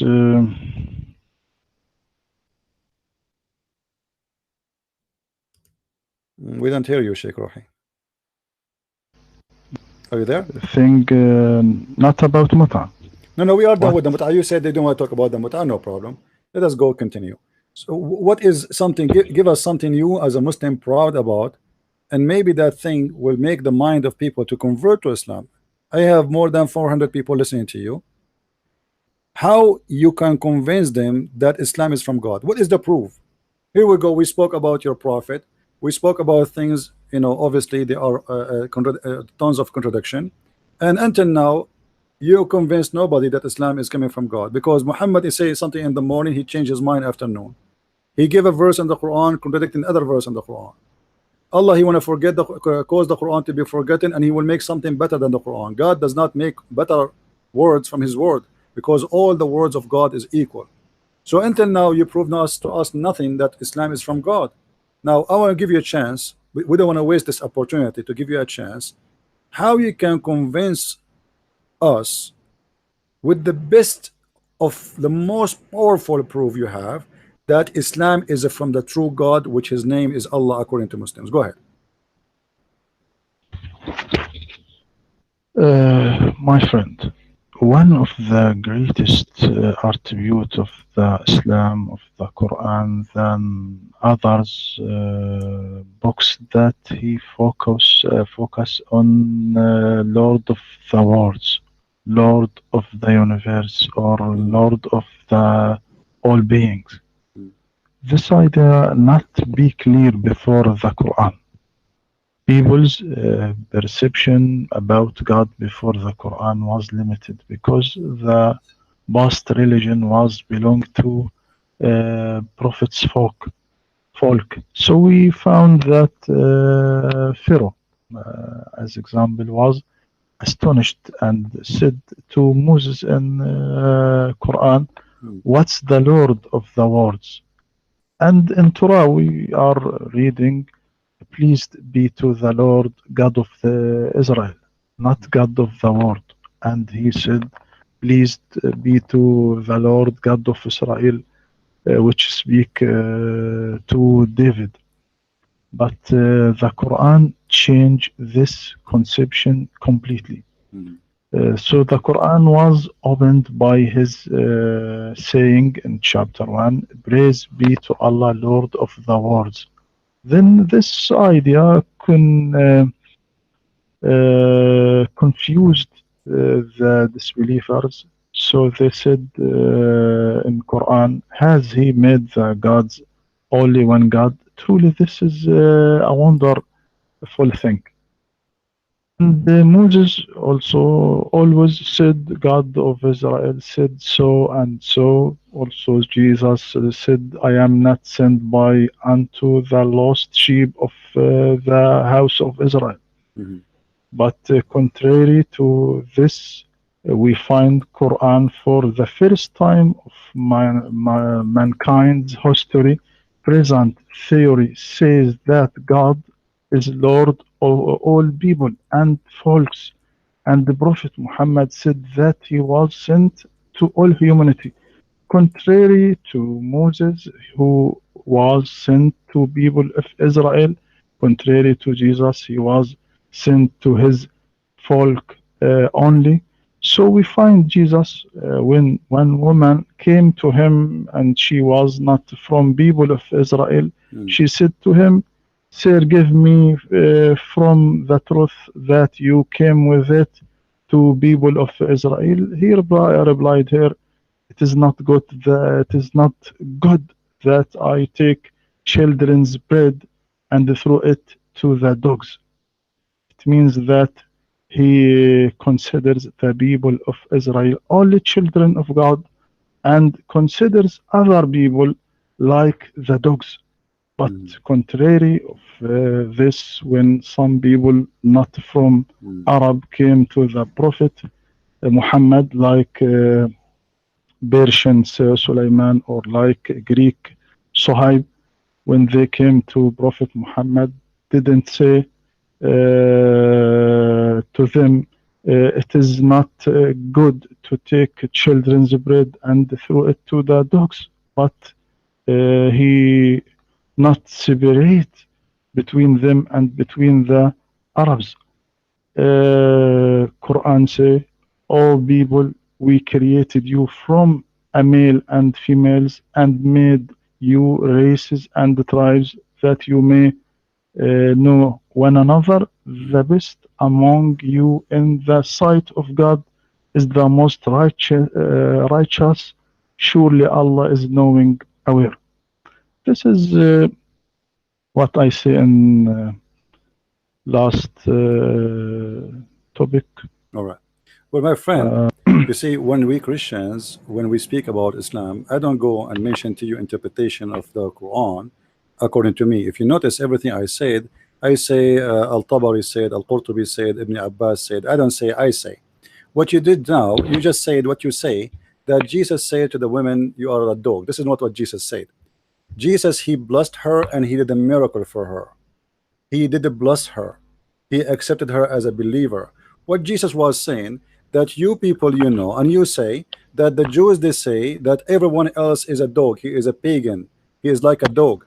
And it's very funny that you are mentioning that Islam does not say what the Jews they claim, which Jesus does not agree with them, when the Quran says that all non-Muslims are animals. They are the same as animal, kal an'am. Actually, there's a chapter about it, huh?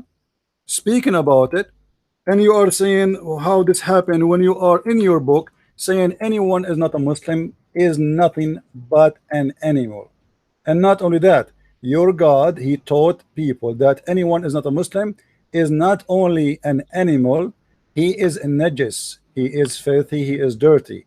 You will notice that Jesus, he did help that woman and he made the miracle happen to her and he blessed her faith and he accepted her as a follower and as a believer. He did not say to her, get away from me, I only came to the Jews. And actually this is refute what you just said, because if he only came to the Jews, then why he accepted her and why he did what she want?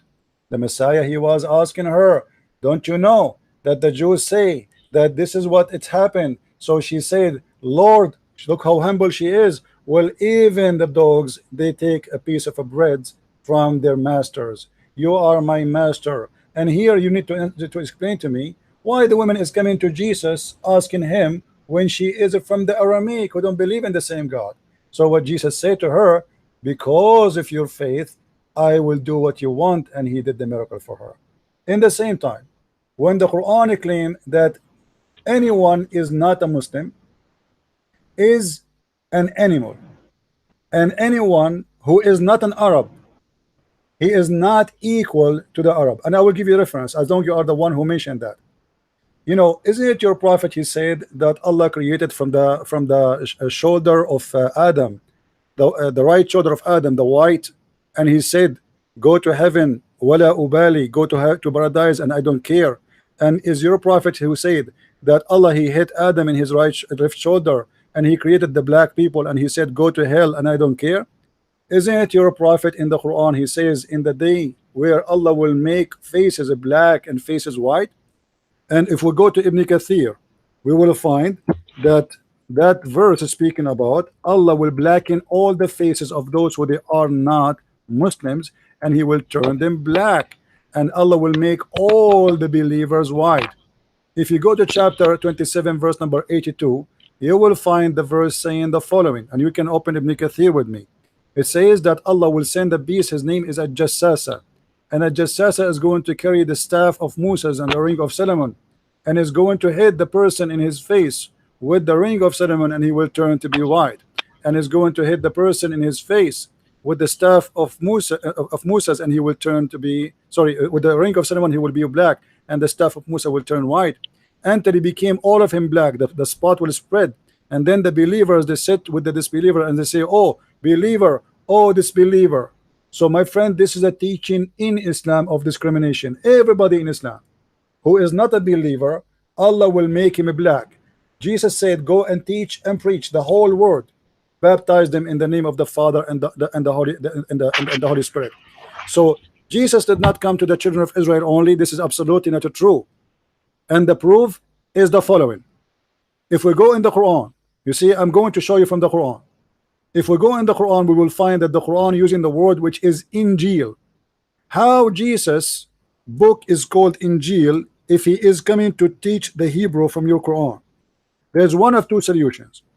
Either your prophet is copying the name from the Greek, which is one of the original books of Jesus, which means written in original copy in the Greek language. And the funny, your God did not choose any Hebrew word for the book. He chose the Greek one, which means Allah agree that the word which, or the book of Jesus, which is sent, it was in a Greek language. However, and this is we can find in chapter 3 verse number 33. But if we go in the Quran confirm that we never send any messenger. وَمَا أَرْسَلْنَا مِن رَسُولٍ إِلَّا بِلِسَانِ قَوْمِهِ. Chapter 14 verse number 4.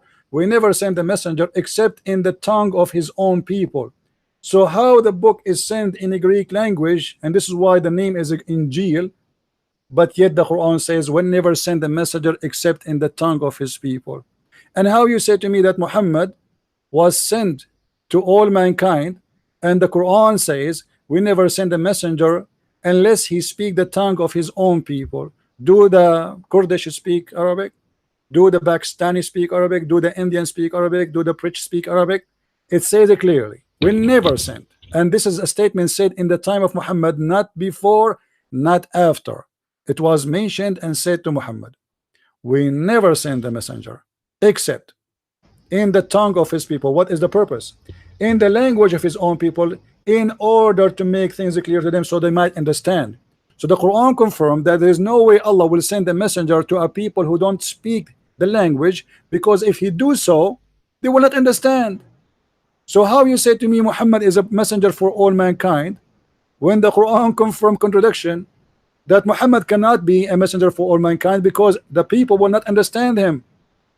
You see, this is why I say Islam is a collection of contradiction. They try to explain our book to us. When we show them what the verses in the Quran saying and the interpretation of the verse saying, they deny it and they say, oh, I don't agree with the scholar. Now let me ask you, Mr. Rohi, the verse in front of us, we never sent a messenger except, is Muhammad included in this verse, or he is not included?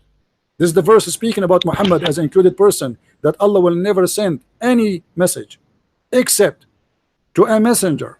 He speak the language of the people, and he is from the people, and then we send him the message. Your mind. My friend, it is not true. let this next debate. Okay, now I must go. It is late for me. I will sleep little before sahur. No problem. So you can make another debate to N discuss Next another. Saturday, if you want, if you like, next Saturday, every Saturday we can have you here. It will be wonderful to have you, Sheikh Rohi. Thank you very much for coming, my friend. And Thank you. I hope people will have the benefit of this. And by the way, you see, me and Sheikh Rohi, we might like speak and we are talking against each other, but there's no, I leave him with peace, and I pray that may the Lord open his eyes and make him see the truth and only the truth. And let us pray that the Lord will guide those who they are looking for the truth. The truth is what we are seeking, and the Messiah said, I am the truth. And the Quran says that Allah is the truth, which means Allah trying to say He is the Messiah. But there is no way, because the Messiah, He present the truth always, and He don't ever teach that you can do something against the truth. So I wish Mr. Rohi will come to us again, maybe this coming Saturday. Can we take a promise from you to be this coming Saturday, Sheikh Rohi? Inshallah. Inshallah. Thank you very much, Sheikh Rohi. If you want to say something before you leave, feel free. Okay, inshallah. All right. Good night. Okay, take care. Bye-bye. Bye. All right. Thank you very much, guys, for being with us. I hope you did enjoy this debate. And again, just to remind you, for those who they do not know, that my book, the new book, the last 2 volume, Quran, which is sorry, Allah 6 and Allah, is already in Amazon. If you like to get your copy, uh, get your copy, because we have a limited numbers. We have only 10 millions. Hello, so you better. What is the Muslims who say to me, we are going to buy all your books and burn it? I cannot wait for you, man. Where are they? I mean, come on, you promised me you will buy all my books and burn it. Unbelievable. Anyway, guys, as you notice, Quran is a collection of contradiction. The Prophet, what is make you proud about Islam? Islam is the religion teach us that Allah is the Lord of the world. Allah is the Lord of the world. Okay, well, let me teach you something too. Shaitan is the Lord of the world too. Who said he's not? He is the Lord of this world. The Quran, actually, I did not reach, like I was waiting, expecting him to stay, because the Quran says Rabbul Alameen. Rabbul Alameen. What does that mean? You see, the Muslim, they believe that there is 2 words. He is the Lord of the 2 words. And I was going to ask him next, what is those 2 words? Your God is the Lord of them. And then he will discover that this is exactly what Satan is about. But anyway, I hope maybe next Saturday he will come and we will have a more discussion about it. I'm not going to stay longer on air for a very simple reason. We want people to download the video. We don't want to add additional things that have nothing to do with the debate, so we make it only about the debate. So if you did not subscribe to our channel, please feel free. If you want to have more knowledge about Islam and learn how to debate Muslims and learn, because you see, learning how to debate Muslims is about learning about the cult we are talking about. You cannot debate somebody and you do not have knowledge, otherwise he can play you. As you see, this is a sheikh who have a PhD, but he will not hesitate to practice taqiyya. He said that there is nowhere in the Quran speaking that there is a mut'ah, but he is the one who said Allah allowed the Prophet to do mut'ah and Allah forbid the Prophet to do mut'ah. When I ask him, are you saying that the Prophet, he was allowed by Allah to do mut'ah, but you don't have reference for that Allah gave him? How the Prophet, are you saying the Prophet, he allow you to do mut'ah without permission from Allah? Because if it's a permission from Allah, show me the verse. If it is not a permission, who is Muhammad to make such a thing, allowing adultery? Go and rent a woman for sex. What kind of a prophet? He is the best example of mankind. He allow man to go and rent a woman for a night or 2. What if Jesus allowed that?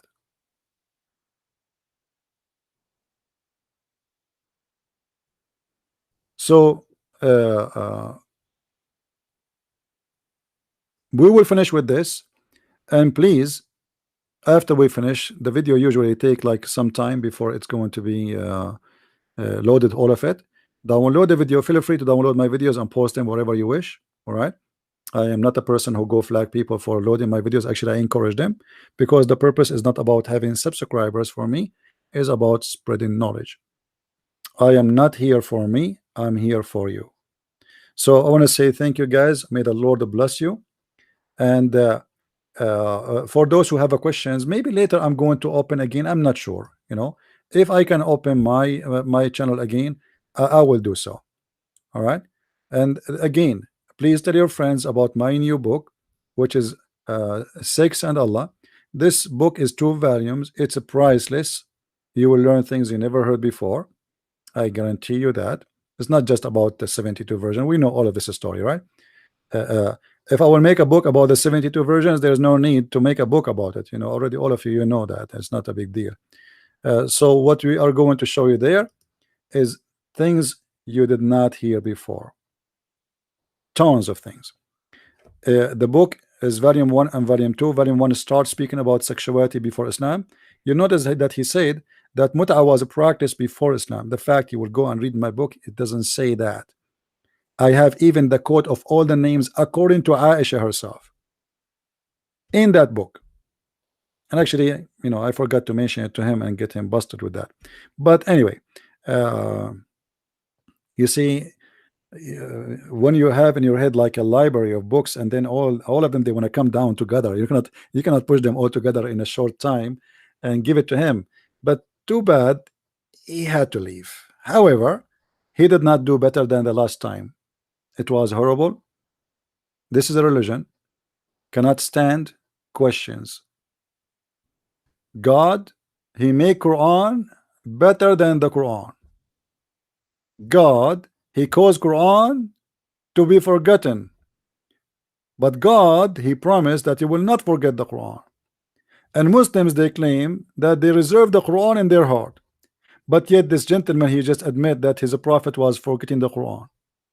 Oh, what he said, oh, he did not forget it totally. You're right. He said, I forgot chapters and verses. And when I asked him, is it happening by the will of Allah? He said, yeah, everything by the will of Allah. So why Allah made Muhammad forget the Quran? What the purpose? If Muhammad is going to remember the Quran by seeing or hearing somebody else saying it, what and why Allah made him forget the Quran? Simply, Muhammad, he said things and then he got in trouble. And one of the funny things, this gentleman, he said to us that the books of tafsir and asbab al-nuzul, which is the reason, the book of asbab al-nuzul mean, this is the translation of the title, the reason for the verses to come down. The reason for the verses to come down. He said, those books are made to solve problems. And after 1400 years, did you Muslims solve the problems? Or you just admit that you Muslims don't agree about anything? We have a cult. The scholars of Islam do not agree even about the simple thing. How we can accept it to be a religion? The same as Muhammad, he make and fabricate Quran to solve a problem. The same as we showed you about the mut'ah. And the funny, I told him Ibn Abbas said that he added that there's a 3 words is missing from that verse, ila ajalin musamma, to a preset time, fixed time. He did not answer about that. Ibn Abbas is the cousin of Muhammad, is not just anyone walking down street. Thank you guys for being here. May the Lord bless you, and until we see you tomorrow again, I hope. Usually Sunday I don't do broadcast, but I will try. So until I see you tomorrow, may the Lord bless you all. Christ is Lord, Islam is false, and we prove it every time we debate Muslims. Thank you, and God bless. Bye-bye.